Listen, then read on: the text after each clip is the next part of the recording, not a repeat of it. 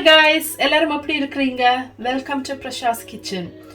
நான் இன்றைக்கு உங்களுக்கு ஒரு அருமையான ஸ்ரீலங்கன் ஸ்டைல் நண்டு குழம்பு செய்ய இருக்கிறேன். இதை இன்றைக்கு செய்து காட்ட போகிறது என் அருமை தங்கச்சி. ஸோ வாங்க இதை எப்படி செய்யலாம்னு பார்ப்போம். அவள் உங்களுக்கு இதுக்கு என்னென்ன தேவையான பொருட்கள் என்று அவள் சொல்ல இருக்கிறா. வாங்க எல்லாரும் கேட்போம். இன்றைக்கு நாங்கள் ஸ்ரீலங்கன் ஸ்டைலில் ஒரு நண்டு குழம்பு செய்யலாம்னு இருக்கிறோம். இந்த வளமையாக இங்கே நாங்கள் டிஃப்ரெண்ட்டாக செய்கிறோம். நாங்கள் அதுக்கு நான் இன்றைக்கு 1 கிலோ நண்டு எடுத்துருக்கிறேன். ஃப்ரெஷ் நண்டு வண்டியெல்லாம் க்ளீன் பண்ணியெல்லாம் வச்சுருக்கிறேன். உப்பு மஞ்சளும் போட்டு கழுவி வச்சுருக்கிறேன். அதுக்கு நான் பாதி தேங்காய் எடுத்து அதோட இந்த ஸ்பூனில் 2 ஸ்பூன் 2 ஸ்பூன் பெருஞ்சீரகமும் 1 ஸ்பூன் சின்ன சீரகமும் மிளகும் போட்டிருக்கிறேன். மிளகும் 1 ஸ்பூன் போட்டு வறுத்து எல்லாம் வச்சுருக்கிறேன். அதோட 6 பல்லு உள்ளியும் சின்ன துண்டு இஞ்சியும் எடுத்திருக்கிறேன். கொஞ்சம் சின்ன வெங்காயம் எடுத்திருக்கிறேன். நான் மற்றது கருவேப்பிலை, மாங்காய் வேண்டி சாப் பண்ணி வச்சுருக்கிறேன். இதுக்கு ஒரு தேசிக்காய் சைஸில் பழப்புளி எடுத்திருக்கோம். இதை நாங்கள் தண்ணி விட்டு நாங்கள் கரைக்க போகிறோம். மற்றது மிளகாத்தூள், மஞ்சள், உப்பு, மற்றது தண்ணி என்னன்னு சொன்னால் நாங்கள் இப்போ முதல் நாங்கள் இதுக்கு வறுத்து வச்சுருக்கிற தேங்காய் பூ, பெருஞ்சீரகம், மிளகு எல்லாத்தையும் போட்டு நாங்கள் கிரைண்டரில் நாங்கள் அரைக்க போகிறோம்.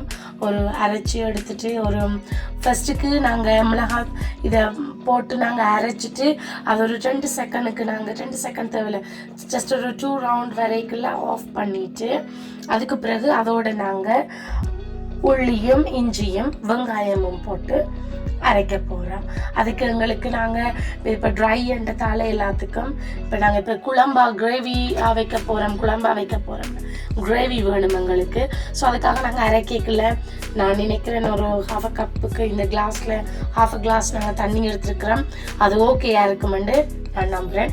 எங்களுக்கு வேணுமெண்டா நாங்கள் அதுக்கு பிறகு பார்த்து இன்னும் தண்ணி விடலாம். ஓகே வாங்க இப்போ எல்லாம் செய்கிறதுக்கு நாங்கள் போகலாம். அதுக்கும் நான் இப்போ ஃபஸ்ட்டுக்கு இதுக்குள்ள முதல் தண்ணி விடாமல் கொஞ்சம் அரைச்சேன் நான்.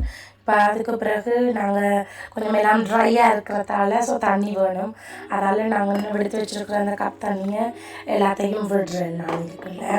இப்போ விட்டுட்டு இதுக்குள்ள நான் எடுத்து வச்சுருக்கிற உள்ளி, சின்ன துண்டு இஞ்சி, மற்றது வெங்காயம்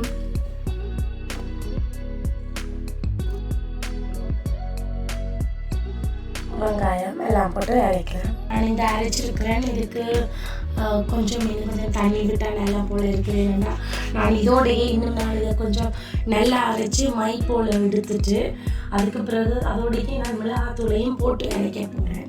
அதனால் இது கொஞ்சம் காணாது. ஸோ நான் இன்னும் கொஞ்சம் தண்ணி எடுத்துருக்கிறேன். ஸோ தண்ணி கொஞ்சம் விடுறேன். நான் இப்படி இந்த அரைச்சி வச்சுருக்கிறேன். இந்த கிளாஸால் நான் 1 கப்புக்கு தண்ணி விட்டேன். நான் அதோட எக்ஸ்ட்ராவாக நான் எங்களுக்கு கொஞ்சம் உரைப்பு காணாதுன்றதால ஒரு டேபிள் ஸ்பூன் நான் மிளகாத்தூளும் போட்டு அரைச்சி வச்சுருக்கிறது என்ன செய்வேன்னா இந்த நண்டுக்குள்ளே போட்டு முதலாவது நான் ரெண்டையும் மிக்ஸ் பண்ண போகிறேன். நல்லா மிக்ஸ் பண்ணி எடுத்து இது பண்ணால் தான் நண்டில் எல்லாம் சேரும். மற்றது நான் இந்த நண்டுட இந்த கால்களை எல்லாம் கொஞ்சம் வெடிக்க வச்சு போட்டிருக்கிறேன். அதுதான் நண்டுக்குள்ளே எல்லாம் இந்த மிக்சிங் எல்லாம் சேரும். ஸோ நான் இந்த அடுப்பு போடலை. இப்போ நான் போடாமல் தான் சட்டியோடையே அப்படியே செய்யணும். நல்லா வளர்க்குது. ஓகே, இதுக்குள்ளே நான் இப்போ இந்த இருக்கிற இதுகளோட 1/2 கப்பில் கொஞ்சம் இல்லாட்டி 2 தண்ணி விடும். ஸோ கூட போடாமல் ஓகே வச்சுருக்காங்க. இப்போ அடுப்பை போட்டு வைக்க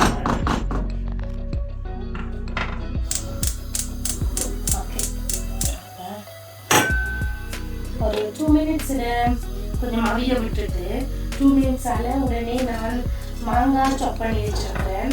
இந்த மாங்காயையும் அதோட போட்டு திருப்பி நாங்கள் இன்னும் ஒரு 15 மினிட்ஸுக்கு நாங்கள் ஆவிய விட போகிறோம்.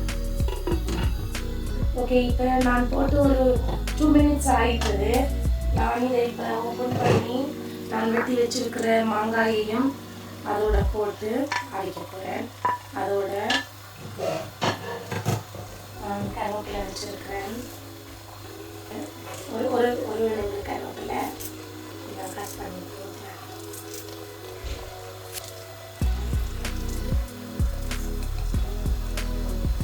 இதை நாங்கள் ஒரு 10 மினிட்ஸுக்கு இப்போ நாங்கள்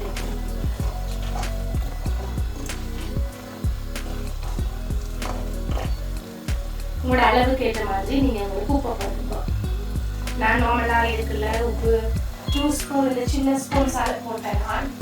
பட் நான் இந்த ஸ்பூனால் நான் 2 போட்டேன் நான். நீங்கள் பார்த்து உங்களோட அளவுக்கு நீங்கள் உப்பை போட்டுக்கலாம் அப்படின்னு சாப்பிட்றது. ஓகே, இப்போ நான் விட்டு 15 மினிட்ஸ் ஆகிட்டு நல்லா அவிஞ்சிட்டது. ஸோ இப்போ நான் எடுத்து வச்ச புளியை நான் கரைச்சி புளி விட நல்லா இருக்குது. இப்போ நான் எடுத்து வச்சுருக்கேன். நான் இதுக்கு இன்னும் ஒரு கருவேப்பிலை வச்சுருந்தேன். அதை சும்மா இது பண்ணிட்டு நல்லா போட்டுட்டு ஒரு 5 மினிட்ஸால் அடுப்பு ஆஃப் பண்ணினா சரி. ஓகே காய்ஸ், நான் முடிஞ்சதுனால எல்லாம் போட்டு எல்லாம் ரெடி ஆகிடுது. பார்க்கவே நல்லா இருக்குது. டேஸ்ட் பார்ப்போம்.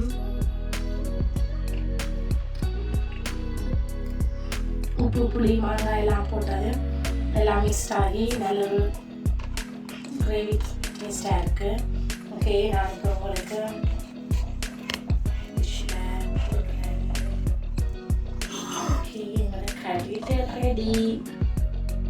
ஓகே, இப்போ எனக்கு பார்க்கவுமே நல்லா இருக்குது. தங்கச்சி வடிவாக செய்திருக்கிறா. நார்மலாகவே நல்லா சமைப்பா. ஸோ நல்லா இருக்குது. நான் மேலே டேஸ்ட் பார்த்தேன்னா நல்லா இருக்குது. ஸோ இந்த ரெசிபியை நீங்களும் உங்களோட வீட்டில் செய்து பாருங்கள். ஸோ இந்த ரெசிபி உங்களுக்கு பிடிச்சிருந்துச்சுன்னா லைக் பண்ணுங்கள், ஷேர் பண்ணுங்கள், சப்ஸ்கிரைப் பண்ணுங்கள். அதோட மறக்காமல் உங்களோட ஃப்ரெண்ட்ஸ் அண்ட் ஃபேமிலி கூட இந்த ரெசிபியை ஷேர் பண்ணுங்கள். அண்ட் நீங்கள் என்ன செய்யுங்கன்னா அந்த மேலே இருக்கிற நோட்டிஃபிகேஷன் பட்டனையும் ப்ரெஸ் பண்ணுங்கள். அப்போ நான் போடுற வீடியோ உங்களுக்கு அப்பப்போ வரும். ஸோ இவ்வளவு நேரமும் என் சிஸ்டரோட ரெசிபியை பார்த்து ரசித்தவங்க எல்லாருக்கும் எனது நன்றிகள். நெக்ஸ்ட் டைம் இன்னொரு ரெசிபியோடு நான் உங்களை சந்திக்கிறேன். அது வரைக்கும் உங்களிடமிருந்து விடை பெறுவது உங்கள் அன்பின் பிரஷா. தேங்க்யூ.